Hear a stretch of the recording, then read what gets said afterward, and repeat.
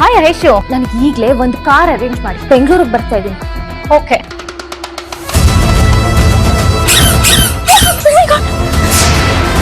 ಅಶು, ನಿನ್ ಗಾಡಿ ತಕೊಂಡಿದ್ ಸಾಕು, ನಡಿ ಒಳ್ಕ.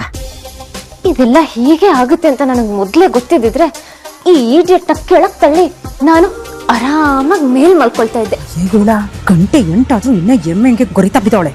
ಹೇಳವಾ, ಈ ಬಕೆಟ್ ನಲ್ಲಿ ನೀರ್ ತುಂಬಿಕೊಡೋಕೆ ಅವಳ ಮ್ಯಾಲ್ ಸುರಿ. ಇವತ್ತು ಸುಮ್ಮನೆ ಬಿಡೋಣ.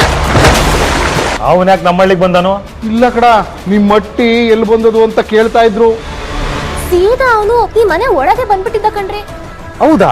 ಆ ಗೂಬೆ ಗೌತಮ್ನ ನೋಡಿದ್ರು ಅಷ್ಟೇ ಕೋಪ ಬರುತ್ತೆ. ಮೇಡಮ್, ದೇವಸ್ಥಾನದ ರೋಡಲ್ಲಿ ಒಂದು ಹುಡುಗಿ ಕಾರಲ್ಲಿ ಹೋಗ್ತಾವಳೆ, ರೋಡ್ ಮಳೆ ಹಾಕ್ರೋ.